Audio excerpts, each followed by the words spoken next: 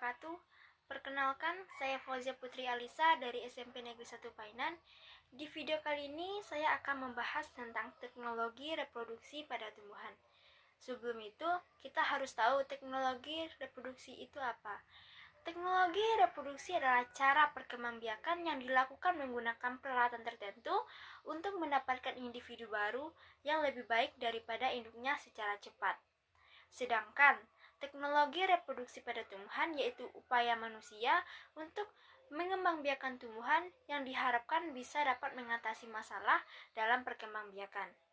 Tujuannya yang pertama, menyelamatkan tumbuhan dari terancamnya punah. Yang kedua, untuk meningkatkan produksi pangan.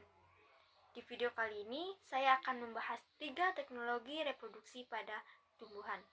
Yang pertama, hidroponik, yang kedua, vertikultur, dan yang ketiga, kultur jaringan.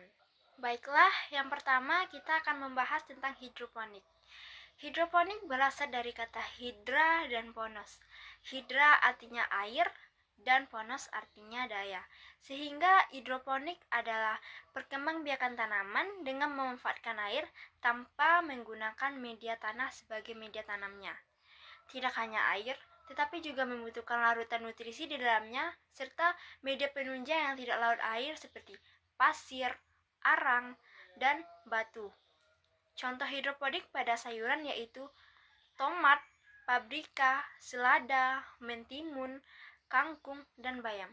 Pada tumbuhan, hidroponik juga dapat dilakukan. Contohnya pada jambu air, kedondong bangkok, dan belimbing.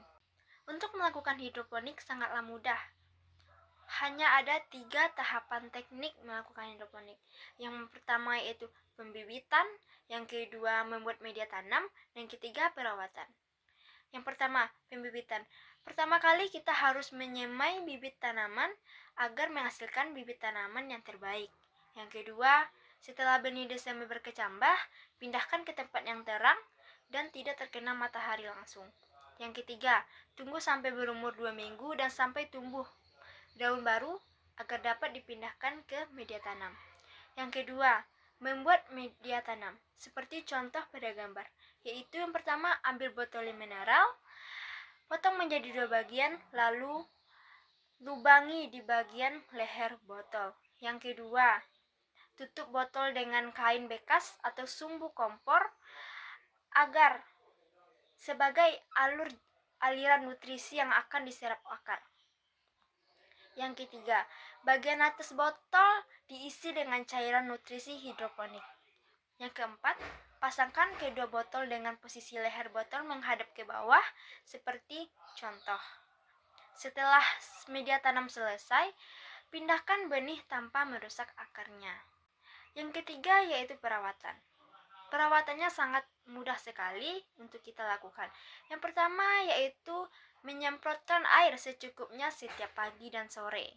Yang kedua, tambahkan cairan nutrisi jika cairan hampir habis.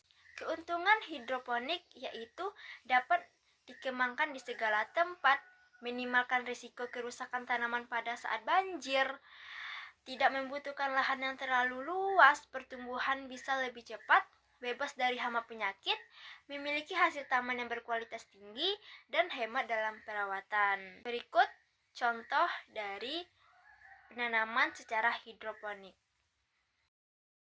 Lanjut, kedua yaitu vertikultur. Vertikultur adalah teknik reproduksi tanaman dengan membudidayakan secara vertikal dengan tujuan untuk menanam lebih banyak tanaman pada lahan yang terbatas. Teknik vertikultur ini biasa dilakukan di daerah perkotaan yang minim lahan. Caranya bisa dilakukan dengan cara menggantung ataupun menaruhnya bersusun, seperti contoh. Cara penanamannya sama seperti tanaman pada umumnya, hanya saja tempat penanaman dan cara penanaman saja yang berbeda. Menanam secara vertikultur memiliki banyak kelebihan. Yang pertama, pemanfaatan lebih efektif. Yang kedua, portable dan menghemat pupuk. Yang ketiga, mengurangi tumbuhnya gulma. Dan terakhir, mempermudah dalam perawatan. Tetapi, kekurangannya juga ada, yaitu Penyiramannya harus dilakukan secara kontinu dan perawatannya harus hati-hati dan teliti agar nanti tanamannya tidak jatuh atau rusak.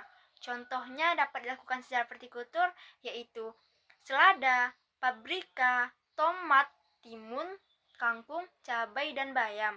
Contoh vertikultur berikut ini. Terakhir, kultur jaringan. Kultur jaringan ditemukan pada tahun 1838. Keberhasilan teknik kultur jaringan pertama kali dilakukan oleh White pada tahun 1934 pada tanaman tomat. Pada 1939, White, Nobecourt, dan Goether berhasil menumbuhkan kalus pada tembakau dan wortel. Kultur jaringan adalah sebuah metode isolasi bagian tumbuhan seperti protoplasma, sekelompok sel jaringan atau organ dengan cara menumbuhkan secara aseptik sehingga bagian-bagian tersebut dapat memperbanyak diri. Dengan demikian, organisme baru yang berhasil tumbuh dan mempunyai sifat yang sama seperti induknya. Adapun manfaat dari kultur jaringan, yang pertama, cepat dalam memperbanyakkan tanaman. Yang kedua, bibit tanaman baru lebih bermutu. Yang ketiga, sifat tanaman baru yang diturunkan dari induknya tidak hilang. Yang keempat, tidak menumbuhkannya banyak biaya. Yang kelima, terbebas dari hama dan penyakit. Yang keenam, bibit tanaman lebih cepat tumbuh. Yang ketujuh, sarana untuk melestarikan plasma muftah. Dan kedelapan, tidak tergantung musim penanamannya.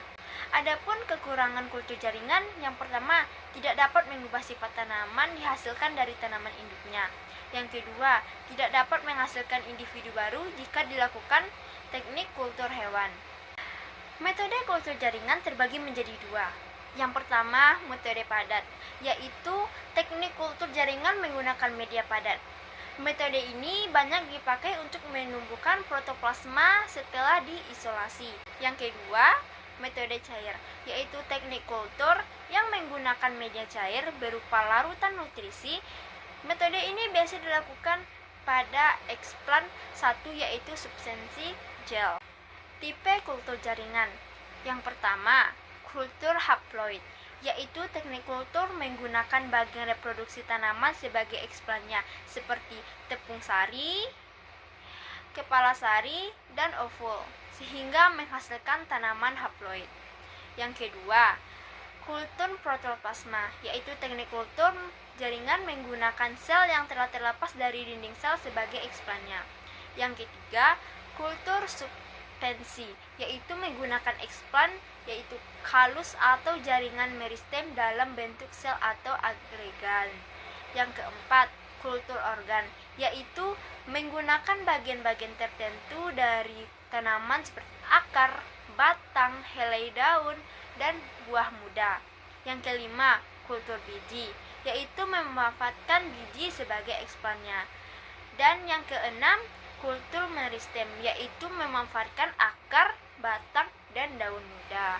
Tahapan kultur jaringan ada 7. Yang pertama yaitu pembuatan media. Yang kedua, inisalasi. Yang ketiga, sterilisasi. Yang keempat, kultivasi. Yang kelima, pengakaran. Yang keenam, aklimatisasi. Dan ketujuh, pemeliharaan. Sekian video pembelajaran dari saya. Mohon maaf apabila ada kekurangan dan salah pengucapan kata. Semoga bermanfaat. Saya tutup dengan Assalamualaikum warahmatullahi wabarakatuh.